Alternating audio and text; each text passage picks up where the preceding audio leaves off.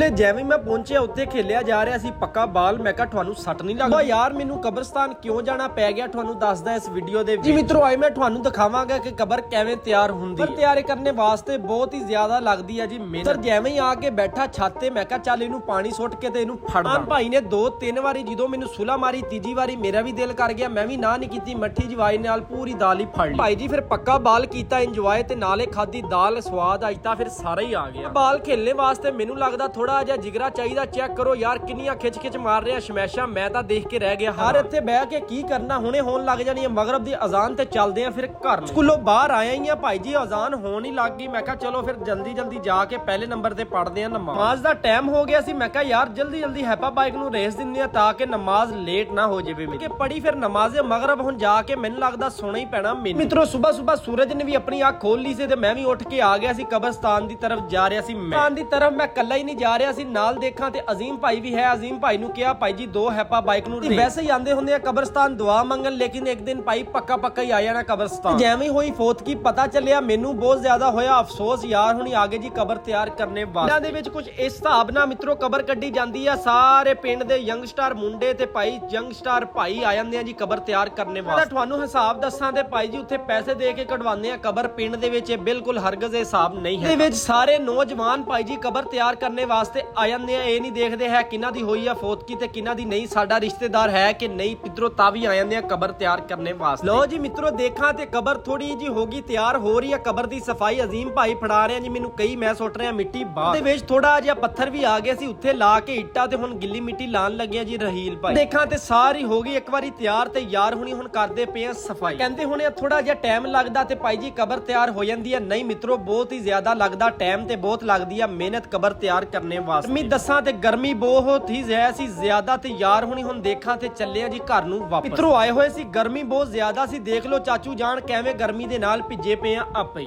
ਹਾਂਜੀ ਮਿੱਤਰੋ ਛੱਤ ਤੇ ਨਾ ਕਬੂਤਰ ਬੈਠਾ ਹੋਇਆ, ਇਹ ਆ ਚੈੱਕ ਕਰੋ।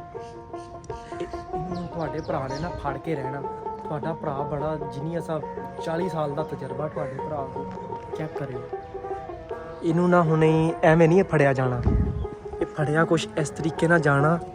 ਆ ਪਾਣੀ ਨਹੀਂ, ਆ ਪਾਣੀ ਆਪਾਂ ਇਹ ਪਾਣੀ ਚੱਕ ਕੇ ਨਾ ਉਹਦੇ ਕੋਲ ਜਾ ਕੇ ਰੱਖਣਾ, ਫਿਰ ਦੇਖਿਓ ਆਂਦਾ। ਇਹ ਆ ਪਾਣੀ ਚੱਕ ਲਿਆ, ਪਾਣੀ ਪੀਏਗਾ। ਪਾਣੀ ਦੀ ਨੂੰ ਬੜੀ ਪਿਆਸ ਲੱਗੀ, ਇਹਨੂੰ ਪਾਣੀ ਦੀ ਬਹੁਤ ਪਿਆਸ ਲੱਗੀ ਹੁੰਦੀ ਹੈ।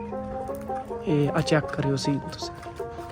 ਆਪਣੇ ਵੱਲੋਂ ਬਣ ਗਿਆ ਸੀ ਸ਼ਾਕਾ, ਲੇਕਿਨ ਉਹ ਵੀ ਥੱਲੇ ਨਾ ਆਵੇ। ਕਹਿੰਦਾ ਮੈਂ ਵੀ ਸ਼ਾਹਰੁਖ ਖਾਨ ਆ, ਮੈਂ ਵੀ ਨਹੀਂ ਆਣਾ। ਇੱਧਰੋਂ ਫਿਰ ਕਬੂਤਰ ਤਾਂ ਥੱਲੇ ਕੋਈ ਨਹੀਂ ਆਇਆ। ਮੈਂ ਗਰਮੀ ਦੇ ਵਿੱਚ ਖੱਪ ਗਿਆ, ਮੈਨੂੰ ਲੱਗ ਗਈ ਪਿਆਸ। ਮੈਂ ਕਿਹਾ ਹੁਣ ਚੁੱਪ ਕਰਕੇ ਥੱਲੇ ਚੱਲਦੇ ਆ, ਅੱਗੇ ਤੋਂ ਭਾਈ ਕਦੀ ਨਹੀਂ ਕਬੂਤਰ ਫੜਨਾ। ਬਹਾਨੇ ਲਾ ਰਿਹਾ ਨਾ, ਜਿਹੜਾ ਟਿਊਸ਼ਨ ਨਹੀਂ ਜਾ ਰਿਹਾ ਤੂੰ। ਸੱਚੀ ਤੇਰੀ ਤਬੀਅਤ ਖਰਾਬ ਆ, ਝੂਠ ਨਹੀਂ ਬੋਲਣਾ ਮੇਰੇ ਨਾਲ। ਝੂਠ ਹੱਸ ਵੀ ਰਹੇ ਆ ਨਹੀਂ ਇਹਦੀ ਭਾਈ।